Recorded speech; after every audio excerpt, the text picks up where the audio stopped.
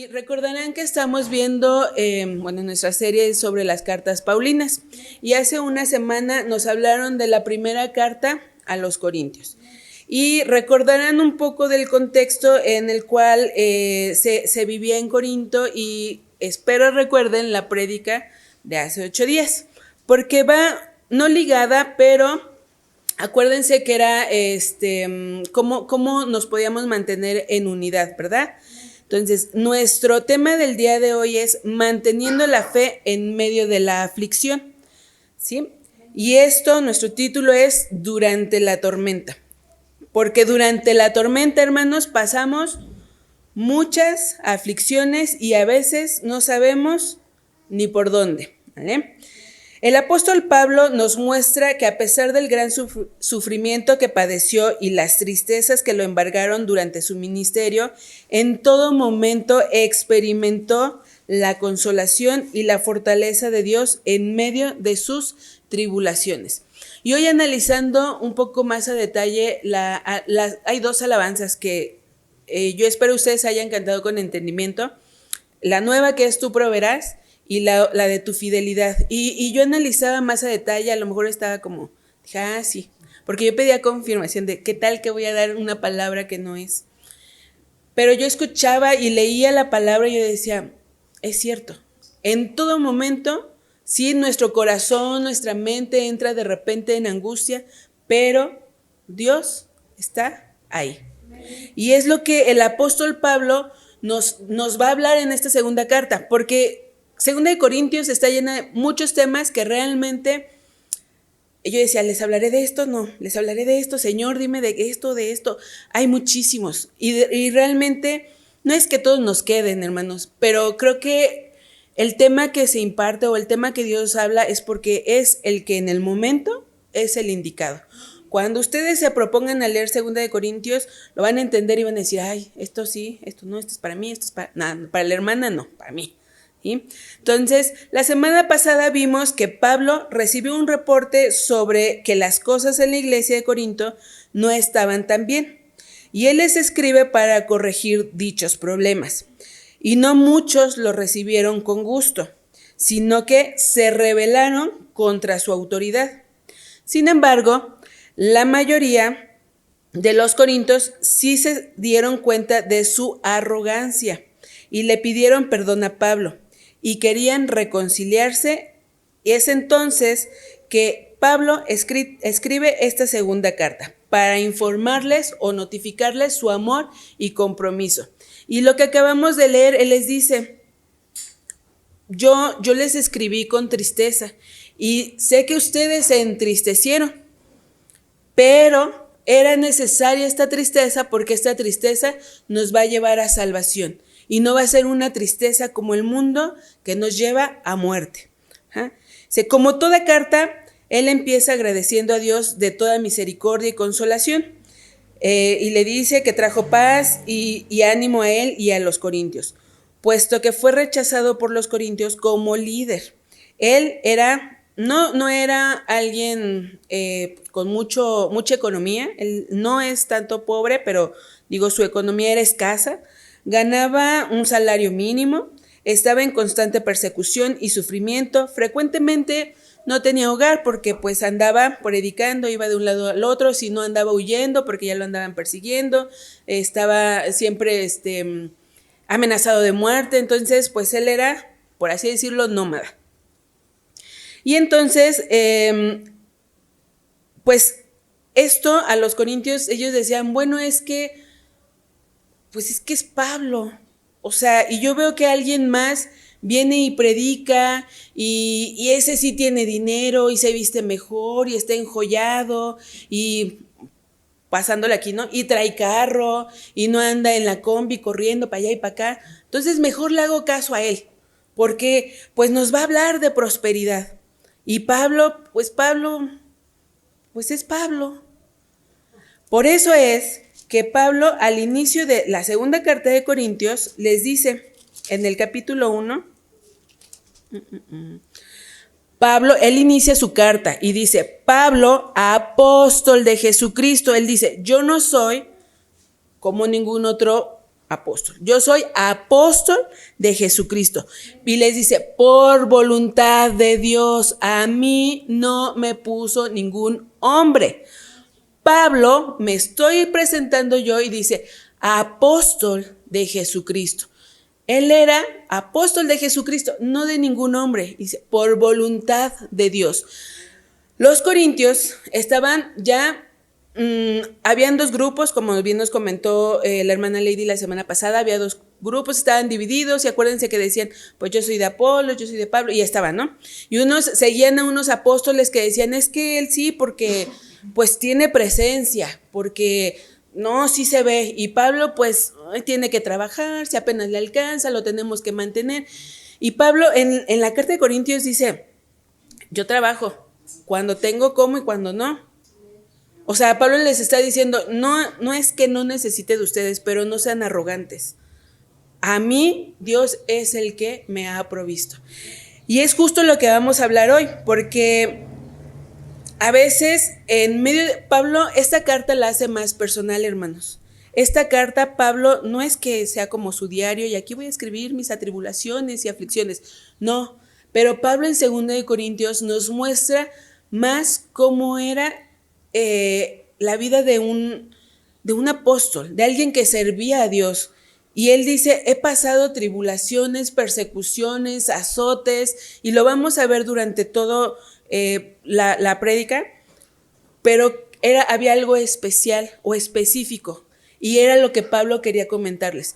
Sí, podemos pasar en esto, pero ¿qué creen? Que tenemos a alguien que nos respalda, y este es Dios. Y Pablo eso es lo que le quiere enseñar a los corintios, y les quiere decir, tenemos miles de aflicciones, de angustias, de necesidades, pero aquí está aquel que nos va a ayudar. Vamos a ver algunos aspectos que llegamos a pasar durante la tormenta, pero que Dios usa para crecimiento personal y congregacional, porque a veces nos envolvemos a esto es para mí. ¿Y qué me quieres enseñar a mí, Dios? Me duele. Sí te duele, pero también eso te va a hacer crecer a ti. Pero aparte de que te va a hacer crecer a ti, vas a ayudar a los que están a tu alrededor. Entonces Pablo, y en estos aspectos que vamos a ver específicamente de qué manera esto nos va a ayudar a crecer y cómo vamos a ayudar al resto de los hermanos. Y vamos a ver entonces el primer aspecto que vemos es que somos capacitados para consolar. Y nos vamos a mover sobre la carta de Corintios, ¿ok? No vamos a salirnos de esa carta. Si hay algún texto que nos salgamos de Corintios, ya la hermana que está en la computadora nos va a ayudar, pero en sí no nos vamos a salir para que no esté por allá, para acá, ¿sí? Entonces, el primer aspecto es que somos capacitados para consolar.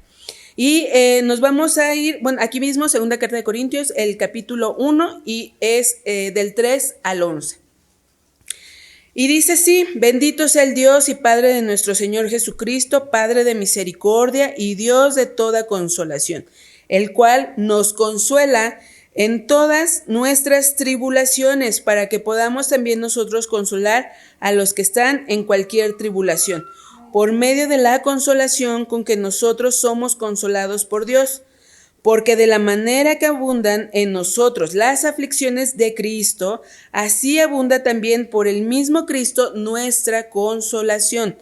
Pero si somos atribulados, es para vuestra consolación y salvación, o si somos consolados, es para vuestra consolación y salvación, la cual se opera en el sufrir las mismas aflicciones que nosotros también padecemos, y nuestra esperanza respecto de vosotros es firme, pues sabemos que así como sois compañeros en las aflicciones, también lo sois en la consolación. Porque, hermano, no queremos que ignoréis acerca de vuestra tribulación que nos sobrevino en Asia. Aquí Pablo está recordándoles que ellos pasaron una tribulación, pues fuimos abrumados sobremanera más allá de nuestras fuerzas, de tal modo que aún perdimos la esperanza de conservar la vida. Pero tuvimos en nosotros mismos sentencia de muerte, para que no confiemos confiásemos en nosotros mismos, sino en Dios que resucita a los muertos, el cual nos libró y nos libra, y en quien esperamos que aún nos librará de tan grande muerte.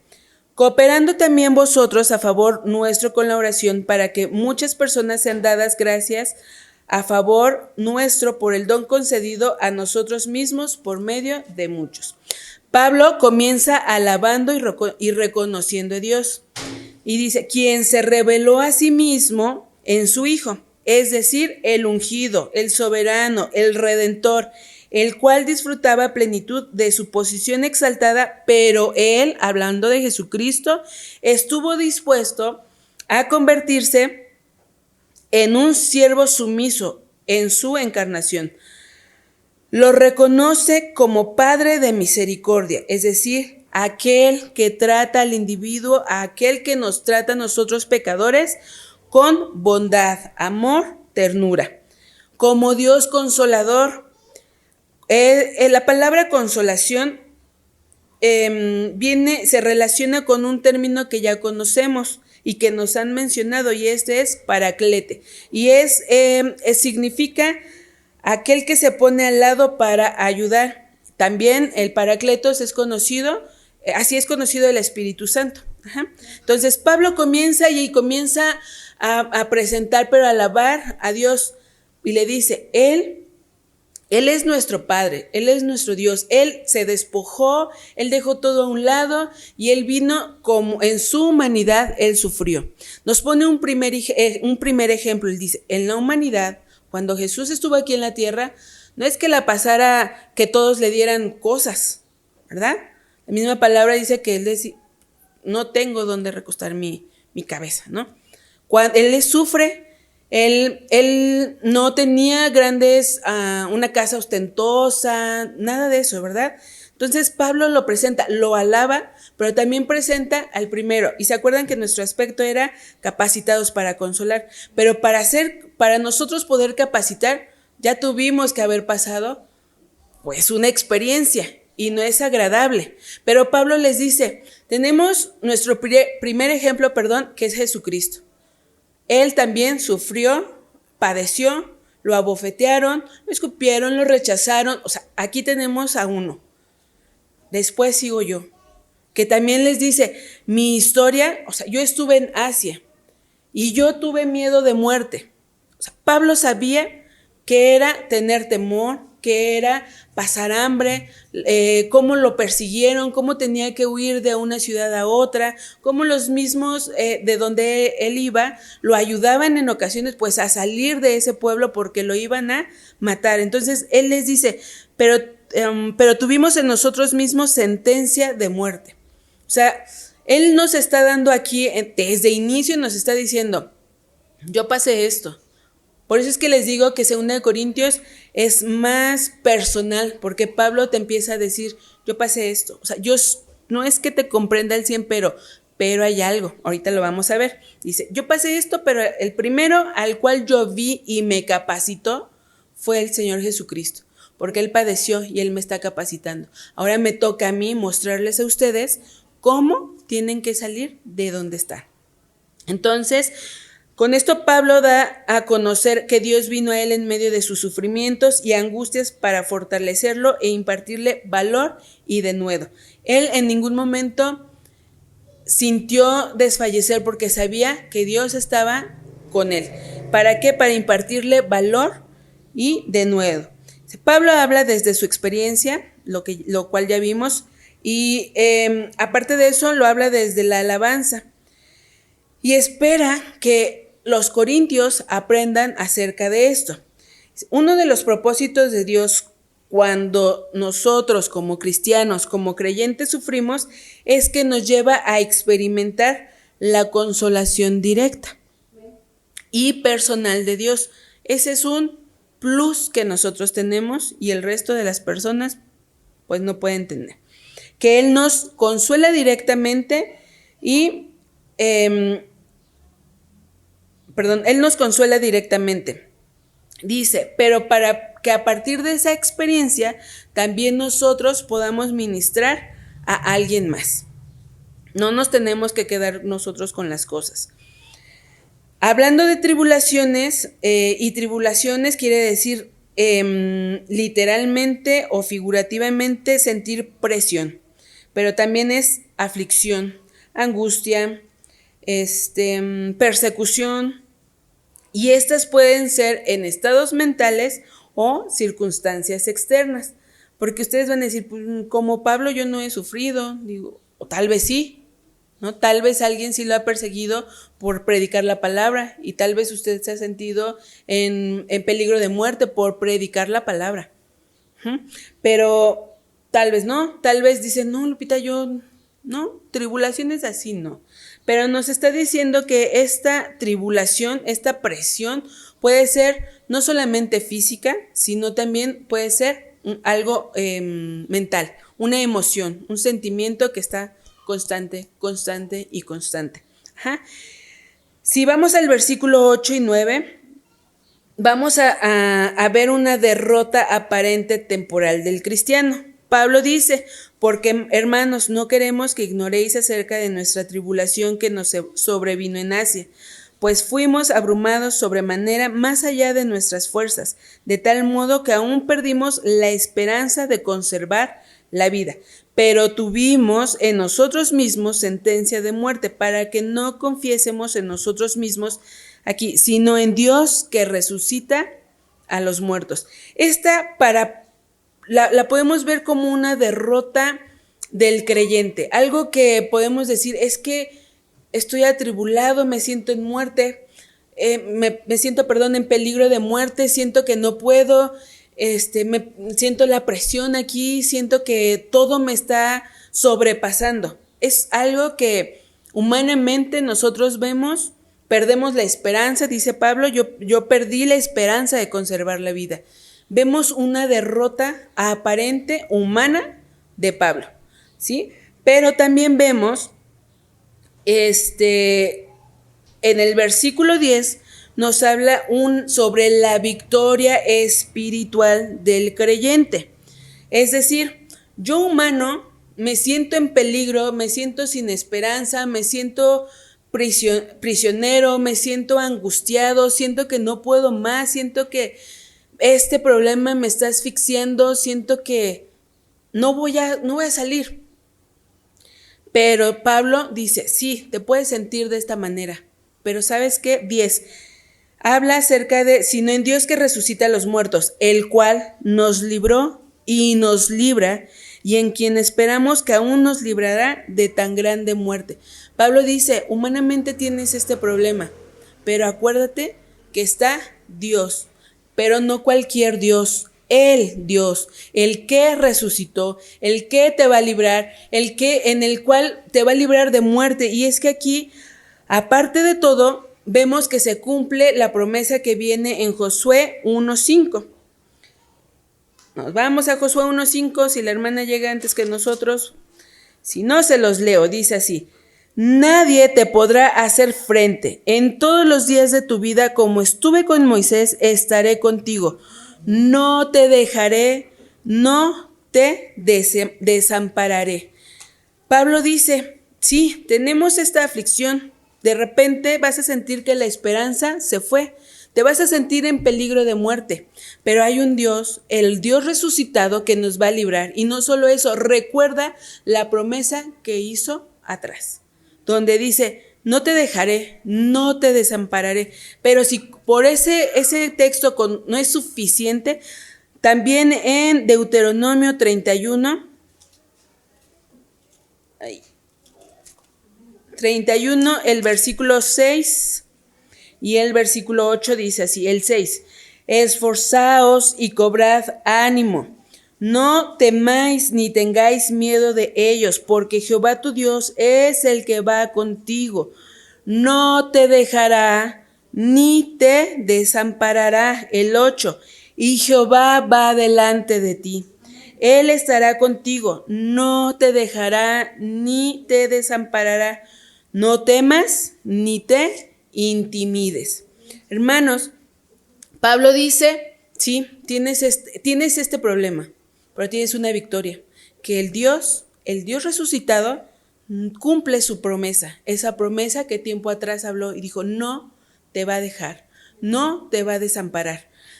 Por esta razón es que nosotros sabemos, vamos a pasar por problemas, pero ese problema nos va a ayudar a crecimiento, nos va a capacitar a hablarle a otros acerca de este Dios resucitado y decirle, hey, si tienes este problema, no te puedo entender al 100.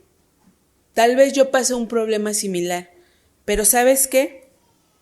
Yo conozco a este Dios que no me deja, no me desampara y siempre está conmigo. Él me dice, nadie te va a intimidar porque yo estoy contigo. Entonces, hermanos, este primer aspecto nos habla de eso, Dios nos capacita. Dios sí nos va a entender al 100% cuando pasemos un momento de tribulación, un momento de aflicción. Pablo lo dejó aquí un poco más explícito. Dice, yo tuve miedo a morir, perdí la esperanza, pero recordé que Dios es mi ayudador y está conmigo en todo momento. El segundo aspecto que vamos a ver es que, acá hermanos, acá, el segundo aspecto que veremos es que debemos reconocer que somos vasos de barro. Vámonos a 2 Corintios 7 al 12. 4, 7 al 12 dice, sí, pero tenemos este tesoro en vasos de barro, para que la excelencia del poder sea de Dios y no de nosotros, que estamos atribulados en todo, mas no angustiados, en apuro, mas no desesperados, perseguidos, mas no desamparados, derribados, pero no destruidos, llevando en el cuerpo siempre por todas partes la muerte de Jesús, para que también la vida de Jesús se manifieste en nuestros cuerpos, porque nosotros que vivimos siempre estamos entregados a muerte por causa de Jesús, para que también la vida de Jesús se manifieste en nuestra carne mortal, de manera que la muerte actúe en nosotros y en vosotros la vida. Los creyentes somos frágiles y dependemos de Dios, como el barro depende del alfarero. La maravilla que Pablo está comunicando es que incluso cuando Pablo y Timoteo estaban proclamando a Cristo, no estaban cumpliendo esta responsabilidad con su poder. O sea, no era de yo porque soy estudiado y tengo el poder, lo estoy predicando. No, ellos reconocen que son humanos, que son frágiles, pero que es Cristo el que les da el poder para predicar la palabra de Dios. Dios había proporcionado la vida, el poder y el mensaje. Pablo comprendió que los que proclamaban a Cristo eran simplemente vasos de barro, sin gloria ni méritos propios, como lo dijo en la primera carta de Corintios, así que ni el que planta es algo, ni el que riega, sino Dios que da el crecimiento. A personas tan humildes me refiero a que tal vez no tengan grandes economías o estudios. Dios les da un tesoro increíble y este es el tesoro del conocimiento personal y vivificante de Jesucristo en sus propias vidas. Usted, hermano, y yo somos vasos de barro, pero Dios tuvo a bien poner en nosotros tan grande tesoro. El tesoro del conocimiento de decir, por gracia hemos sido salvos. Y es que no cualquier hermano. Pero ¿sabe por qué Dios lo hace de esta manera o por qué Pablo lo menciona como vasos de barro? Porque un vaso, las hermanas que compran trastes, yo no, pero las que saben. La porcelana es cara, ¿verdad? El vidrio pues es caro, pero si se rompe pues a veces lo llevan a fundir y vuelve, ¿no? La porcelana pues a veces la cuidamos y todo, pero el barro como no es algo que pues tan costoso, o sea, realmente creo que es algo económico. Si se rompe y dices, ay, no pasa nada, bueno, lo tiro. No es que Dios nos deseche, tampoco se vaya por ahí, pero lo que quiere decir Pablo es que tú y yo somos de barro para que no nos sintamos porcelana y de la mejor. Porque si estamos sirviendo aquí, es porque Dios tuvo a bien ponernos a servir. Desde lavar el baño, desde lavar los trastes, la cocina, hasta el que predica, el que está en la alabanza, nos han dicho, y es algo que lo han reiterado muchas veces últimamente, todos somos iguales. Y es cierto, todos somos vasos de barro. Todos. Tal vez haya un vaso de barro por ahí que, yo me pinto de rosa porque quiero verme más fashion, pero sigue siendo vaso de barro. Porque lo que se debe de reflejar en ti es Jesucristo. O sea, no es para que nosotros nos vanagloriemos y digamos, es por mí que el hermano fulano y sutano se arrepintió. No, no, pastora, es que como yo le hablé, no, ya cambió. No, somos vasos de barro. Somos vasos de barro. Nadie es más, nadie es menos. Y Él tuvo a bien poner, dice, este tesoro, el tesoro del conocimiento de la salvación, de la gracia, es Jesucristo. ¿Sí? O sea, Él quiere que nosotros nos usa, sí. ¿Somos útiles? Sí. Pero el que debe de reflejarse, esta luz que debe de reflejarse, es Jesucristo. Es como la luna no tiene luz propia, es el sol. ¿Ah? Y la luna, pues ahí puede decir, no, sí, yo sí. Si yo no alumbro en las noches, todos están en la oscuridad. No eres tú, está el sol atrás de ti. Entonces, por eso Pablo dice, pero tenemos este tesoro en vasos de barro, nosotros vasos de barro. ¿Sí? ¿Somos capacitados para consolar? Claro que sí, pero también debemos de reconocer que somos vasos de barro, que Él nos usa como Él bien quiere. Los contenedores de barro eran comunes en cada hogar del mundo antiguo. No eran muy duraderos, como ya lo vimos, y eran baratos y poseían un valor intrínsecamente muy pequeño. Dios eligió poner su luz y gloria en los utensilios de todos los días, no en porcelana fina. ¿Por qué Dios pone un tesoro tan grande en vasos tan débiles? Para que la grandeza del poder sea de Dios. Una vez más lo repetimos, y no de nosotros. Para que sea evidente para todos los que tienen ojos para ver que la obra es hecha por el poder de Dios y no por el poder del vaso. Debemos entender que Dios triunfa en medio de la debilidad humana. En el versículo 8, Pablo conocía el poder y la victoria de Jesús en su vida porque él estaba continuamente en situaciones donde solo el poder y la victoria de Jesús podían llenar su necesidad.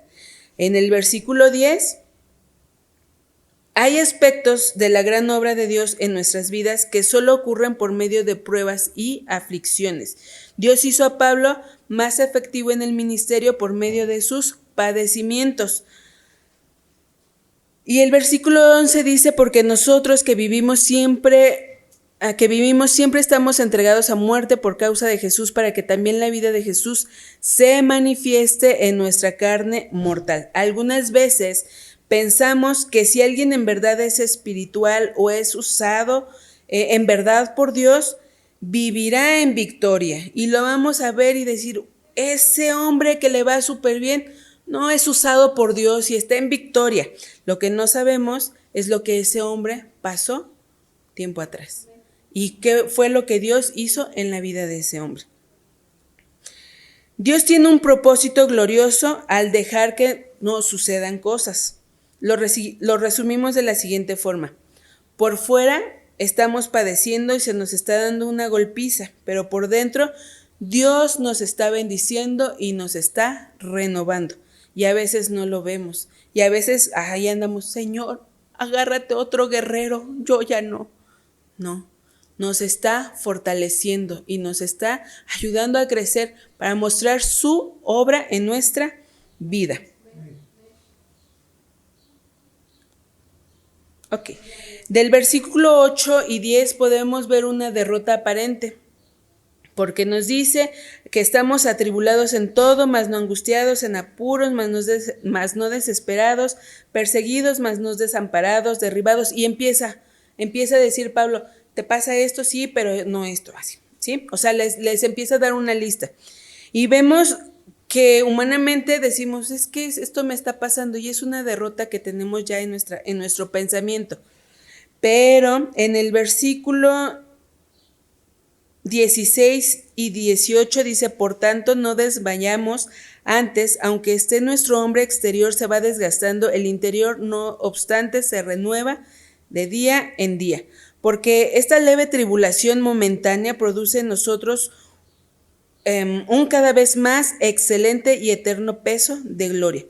No mirando nosotros las cosas que se ven, sino las que no se ven, pues las cosas que se ven son temporales, pero las que no se ven son eternas. Pablo les está diciendo, ¿estás padeciendo? Sí. Eres un vaso de barro, frágil, débil. Pero si te mantienes todavía entero, es porque Dios te está sosteniendo. Y dice, la victoria espiritual que tenemos es, sí, por fuera estás acabado. Pero dice, pero recuerda que las cosas son temporales, pero las que no se ven son eternas.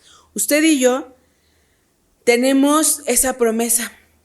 Si continuamos en el camino, nuestra victoria está con Dios. Y el día que Él venga, si no es que antes nosotros nos vamos, estaremos con Él, alabándolo y glorificándolo. Esa es nuestra victoria. ¿Estamos padeciendo aquí? Sí, pero no estás solo. Dios te acompaña. Dios te manda al Paracletos.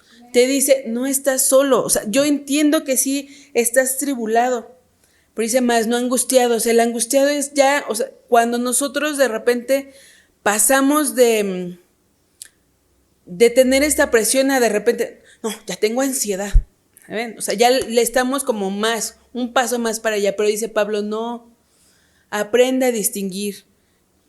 Tú solamente estás en el paso 1. ¿Y sabes por qué de ese paso no vas a pasar? Porque tienes a Dios, que te usa, que está contigo, que te está capacitando, que está haciendo esto que estás pasando no es eterno. No lo veas como siempre me pasa a mí. Y si no me llueve, si no me llovizna, me llueve. Sí, amado hermano. Pablo te entiende, Jesucristo te entiende. Hay hermanos aquí que te entienden porque hemos pasado por situaciones, pero al igual que Pablo, al igual que vemos, decimos, bueno, su promesa de no dejarme y no desampararme la ha cumplido hasta hoy. Al que yo soy débil, sí, pero Él es mi fortaleza. Entonces, el último aspecto del cual nos habla Pablo es, en mi debilidad, el poder de Dios se perfecciona.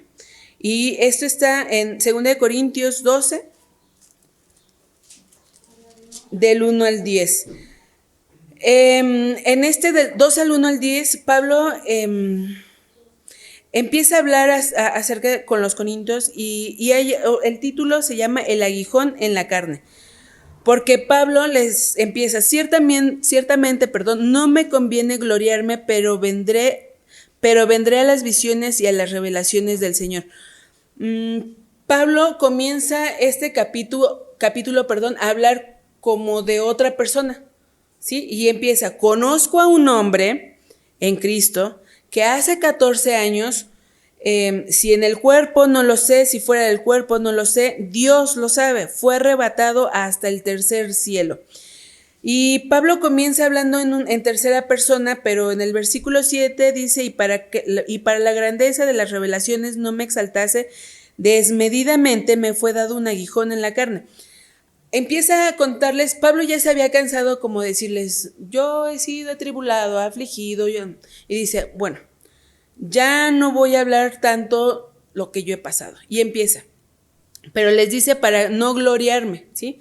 Les dice, bueno, hay un hombre que hace 14 años tuvo unas visiones, fue arrebatado al tercer cielo. Empieza a contarles no la visión, porque por ahí un comentarista dice que Pablo no comenta lo que Dios le habló o lo que Dios le dijo porque Dios no se lo permitió, sino que era algo que él tal vez en su momento tenía como que predicarlo o decirlo, pero este no era el momento. Ajá. Entonces, él solo habla en tercera persona, dice, conozco un hombre, pero después nos da a entender en el versículo 7 que ese hombre es el mismo Pablo, ¿sí? Pero de inicio dice, para que los corintios no se vayan con, con la idea, porque todos los apóstoles que se habían levantado y que ellos estaban siguiendo hablaban acerca de las visiones. Entonces Pablo les dice, sí, hay un hombre que fue arrebatado al tercer cielo y nos habla de la visión que tuvo, ¿no? Nos dice, bueno, o sea, si yo en medio de todo esto tuve como esta visión, ¿no? Y les dice, fue arrebatado al tercer cielo. Ahora bien, el tercer cielo no sugiere distintos niveles del cielo, aunque esto era algo que algunos antiguos rabinos creían. Pablo estaba utilizando una terminología común en aquel tiempo, en el cual se hacía referencia al cielo azul como el primer cielo, el cielo estrellado como el segundo cielo y el lugar donde Dios mora y reina como el tercer cielo. Pero en los escritos sagrados solamente 3 cielos son mencionados. El primero, que es la atmósfera, el segundo, que es el cielo estrellado, y el tercero es el lugar de los benditos, o el trono de la gloria divina. Pablo dice, yo fui llevado donde está Dios. Pablo tuvo una visión o experiencia del trono de Dios de la misma manera que Isaías y que Juan. Isaías, ustedes lo pueden leer en su casa, Isaías 6, y Juan en su visión la describe en Apocalipsis 4. Ajá. Él quería que los corintios cristianos vieran la gloria de Dios expresada en la debilidad, no que la vieran como alguien grande, que de manera que como los superapóstoles decían ser. Por eso es que él no describe más allá la visión. Pablo no estaba inmune al peligro del orgullo. Nadie lo está, hermanos. Lo mejor de las personas del pueblo de Dios es que tienen una raíz de orgullo dentro o una disposición a ser exaltados sin medida, debido a los favores recibidos por parte de Dios, los cuales no son comunes a otros. Pablo era tan humano como usted y como yo, que estaba en una constante santificación como usted y como yo, ¿sí? O sea, nosotros debemos estar en constante santificación, pero pudiese ser que en algún punto tal vez el orgullo pudiera tocar el corazón de Pablo, así como a nosotros, y decir, no, pues sí, yo predico, pues sí, yo doy clases, pues sí, ese orgullo puede también ser en nosotros.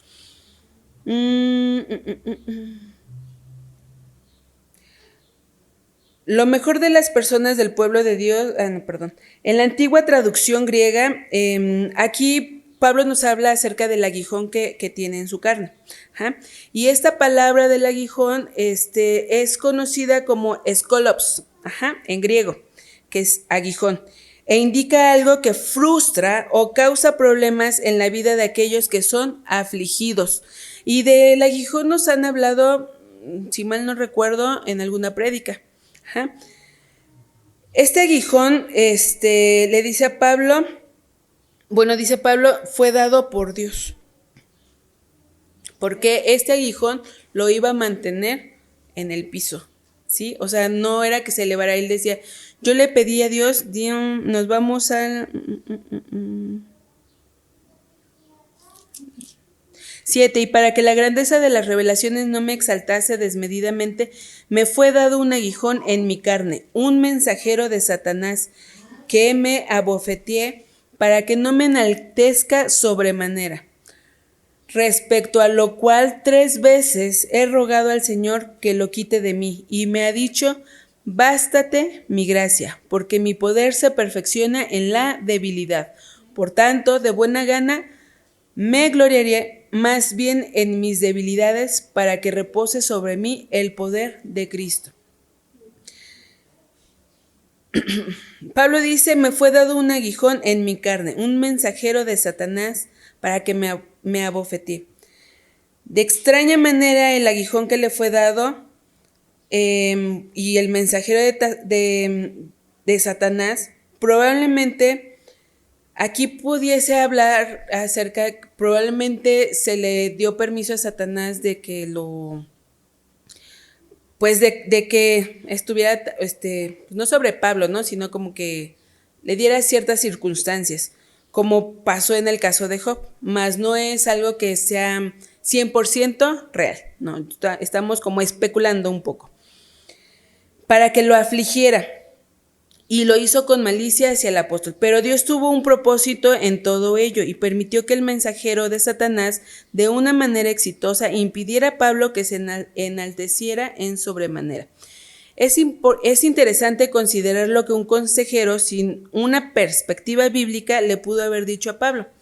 ¿Qué tal que Pablo va al psicólogo y le dice, es que yo tengo un aguijón, Dios me lo puso, y me siento mal y a veces yo le oré y le pedí y fui bíblico porque se lo pedí 3 veces, así como Jesús cuando oró en el Getsemaní fue 3 veces, yo seguí su ejemplo, pero él me dijo, no te lo voy a quitar.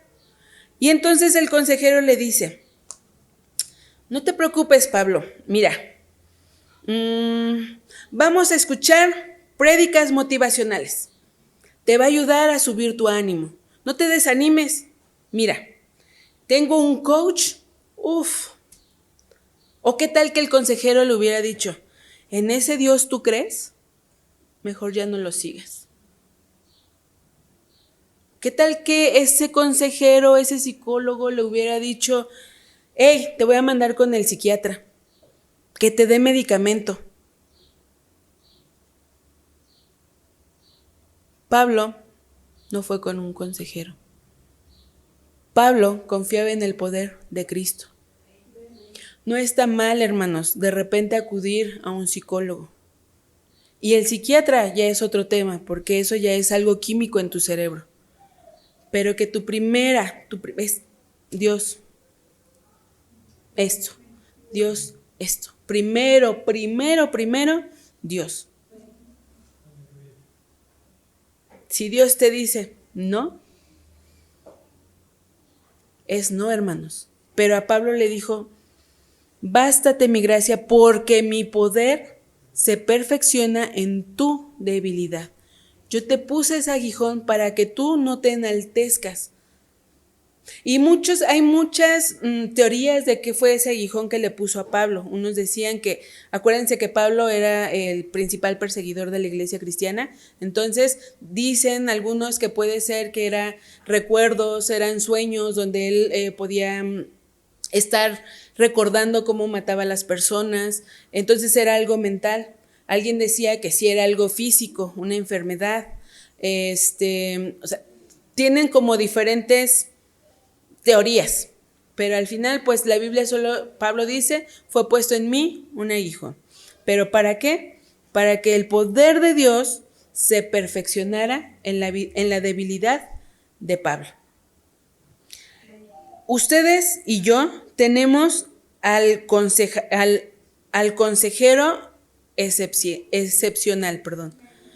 Entonces, sí, hay cosas que de repente no vamos a entender y nos va a estar, pero ¿por qué no sé, económicamente? Pero ¿por qué no tengo más? Porque Dios sabe que si nos da más, nos vamos a perder. Yo antes decía, ya después me arrepentí, decía, Dios, dame un carro. Y luego alguna vez yo misma, ¿no? ¿Por qué quiero carro? Porque me quiero ir a pasear los fines de semana. ¿Usted cree que Dios me dio el carro? Pues no, hermano. O sea, pasa eso, ¿no? O sea, algo que nosotros tenemos que decir, no, pues esto sí, no. Dios te va a decir, no, hija.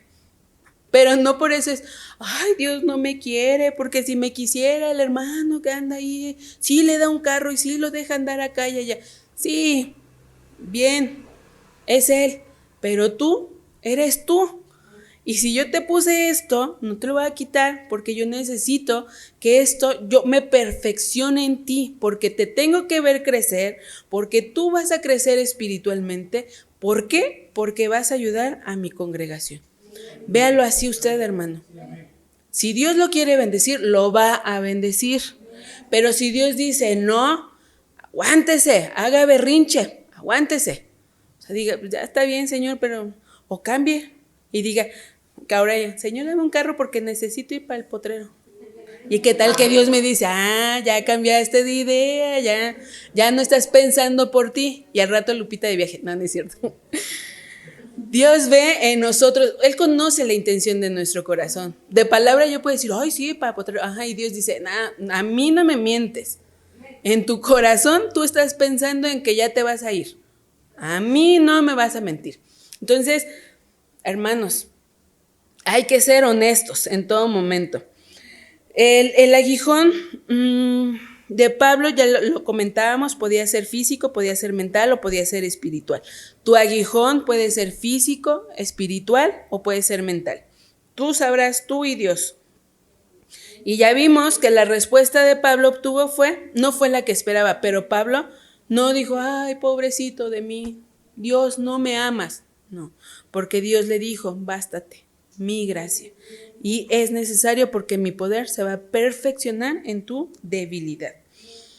En lugar de quitarle el aguijón, Dios le dio las fuerzas a Pablo para llevar la carga.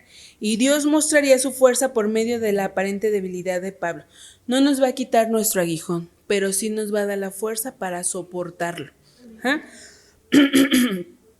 Podríamos decir que Pablo era un hombre muy fuerte, pero él únicamente era fuerte porque sabía sus debilidades y buscaba fuera de sí mismo el poder de la gracia de Dios.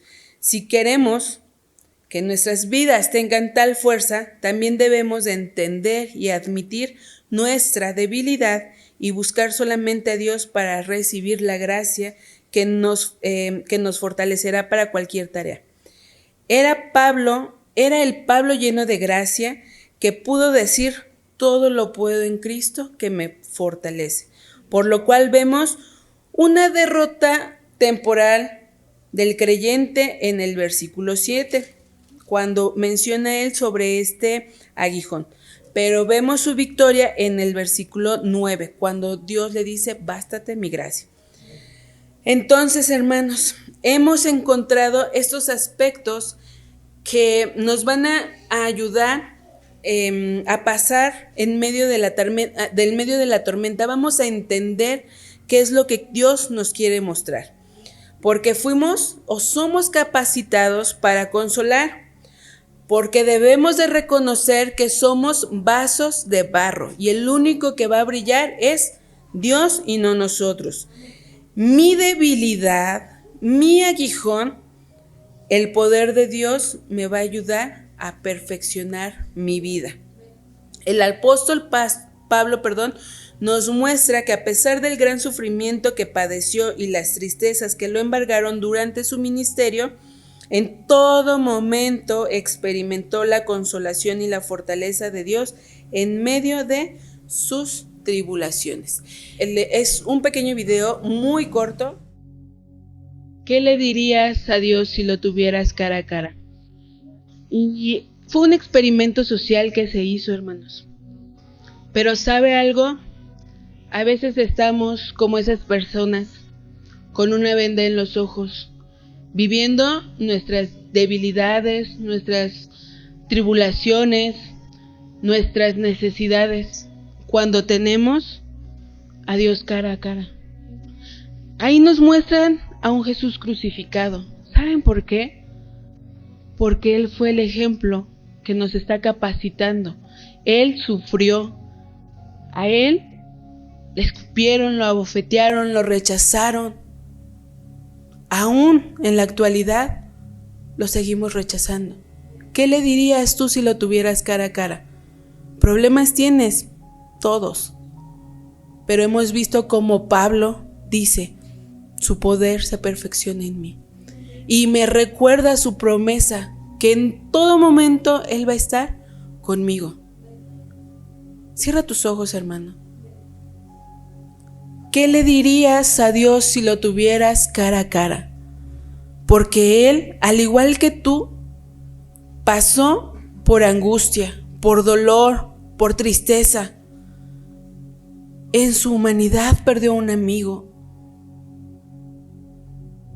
Él sobrellevó ese pecado, Él sufrió en esa cruz.